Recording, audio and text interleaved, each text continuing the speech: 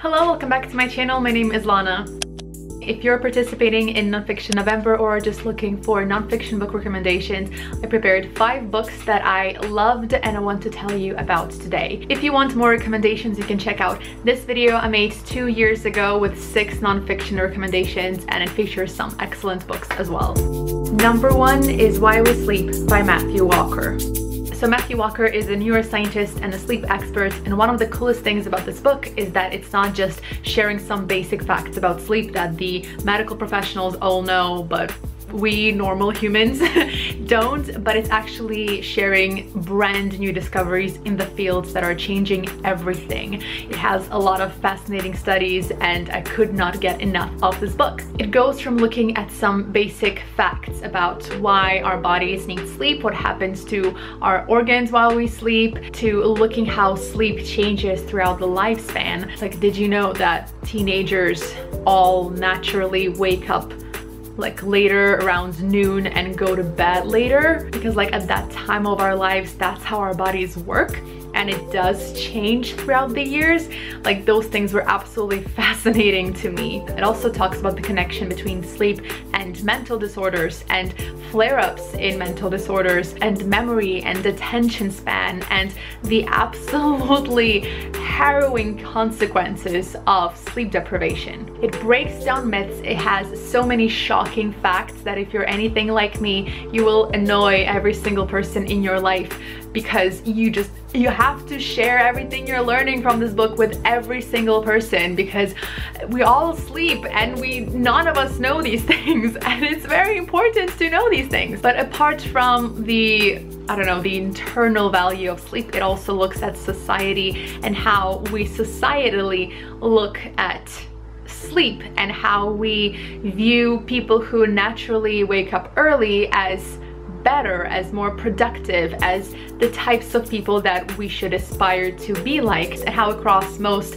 educational and work environments the system is designed for people who are early birds to strive. How does that impact our society, our economy, our politics, and everything when half of the population is chronically sleep deprived? He raises all of those questions. It made me reevaluate so many things in my life and look at sleep differently. I will say it did made me lose sleep at first. Like, first few nights while I was reading, I could not fall asleep because I was so anxious about needing to fall asleep right now because I need the 8 hours, and having just read all of these things, my mind had like a prepared list of everything that's happening in my body as I am losing sleep, and that did not help. But after those two or three nights, it was fine and I could sleep again. I do think that everyone should read this book because like the information in this book is so not just important, but it's so useful,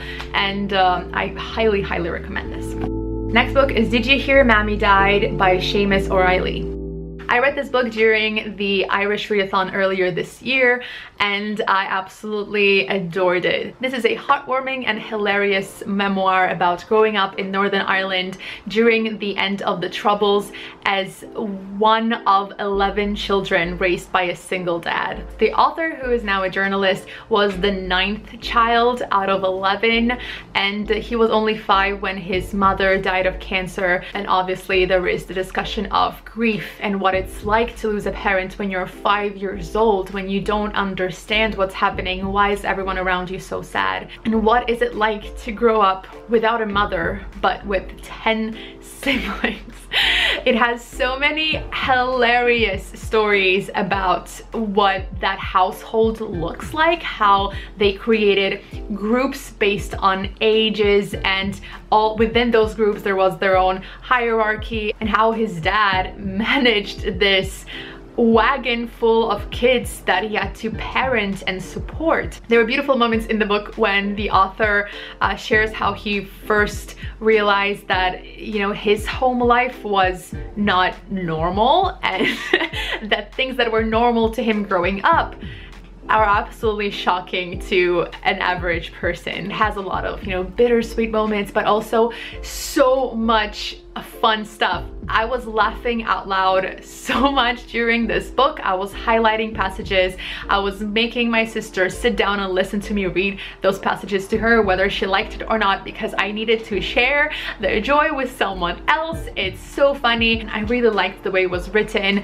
I think Seamus O'Reilly is a great writer, and I highly recommend this book if you're looking for a memoir. Next book is A Fatal Thing Happened on the Way to the Forum by Emma Southon.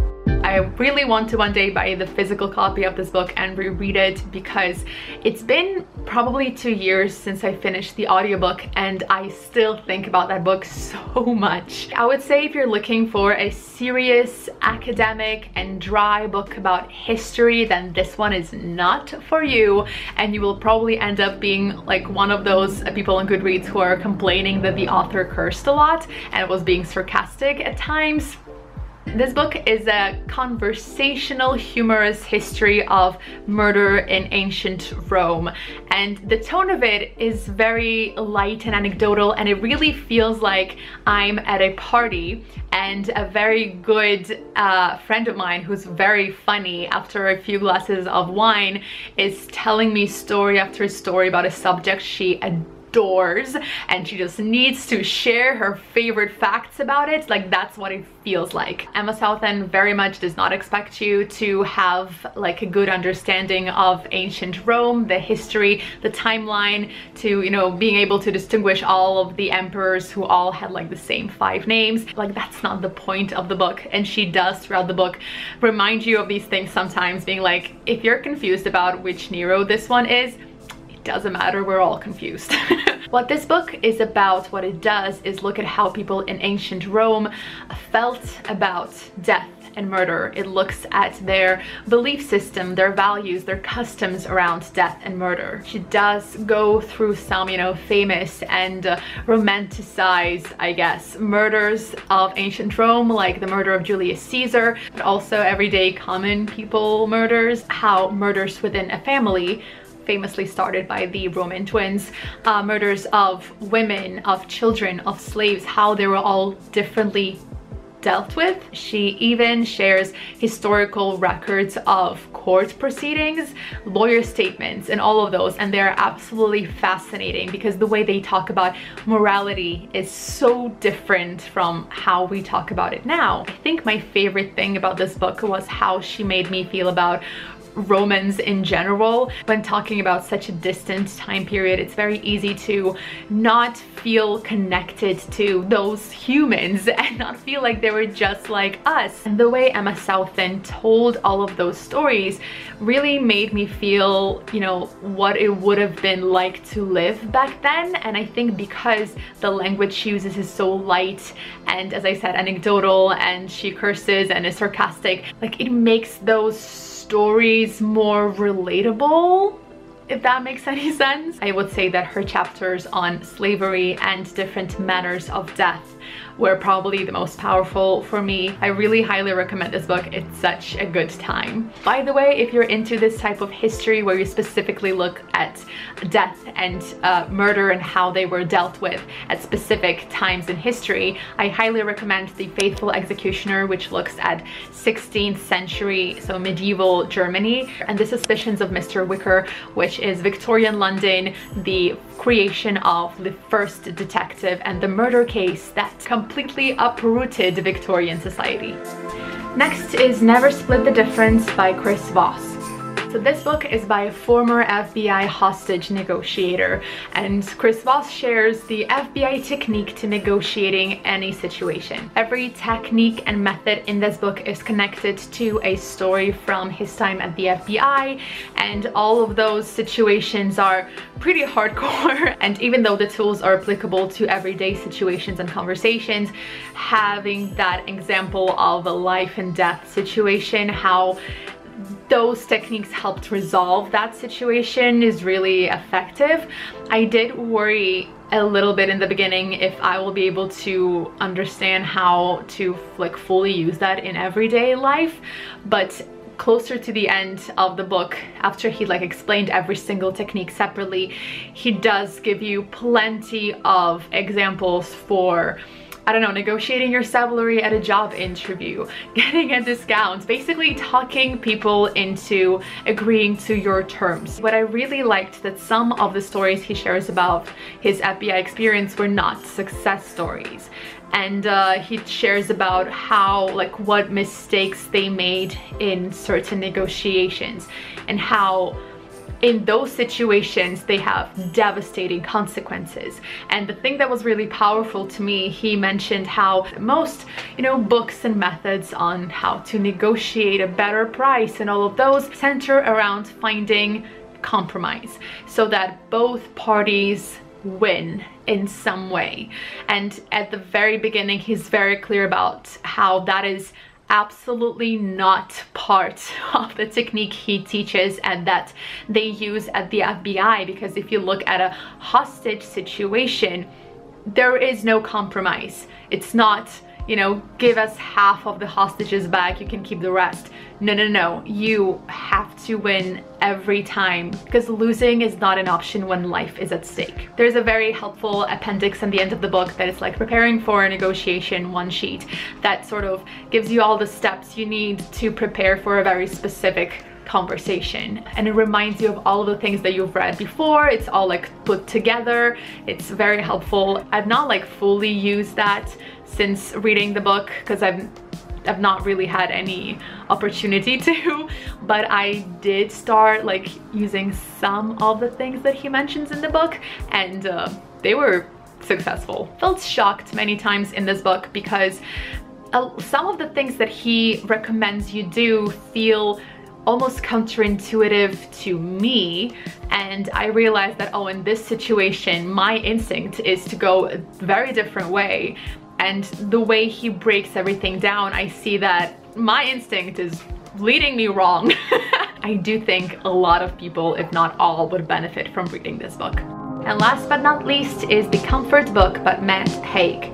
As someone who openly shares about his struggles with anxiety and depression, Matt Haig kept a list of notes and lists and quotes and stories that comfort him in difficult times, and that's exactly what this book is. It has stories and quotes and lists and poetry and just some thoughts and musings all put together. It's one of those books that you absolutely don't need to read all in one go. You can, you know, put it on the shelf, open to like a random page each day and see what waits you in there. I did read it from beginning to end, all together, because I was reading it with Vanya as a buddy read. And the thing that I really enjoyed in our discussion of this book is the parts that really impacted me did not have the same impact on her, and the parts that she shared that were very important to her were not as deep for me. So I feel like it has something for everyone. And just in general, this book brought so many emotions. Obviously not like every chapter and part spoke to me, but those that did felt both like a gut punch and a hug. Like, this really is a comfort book. It brings so much comfort. It reminds you, you know, what is there to wake up to every morning and why to keep fighting.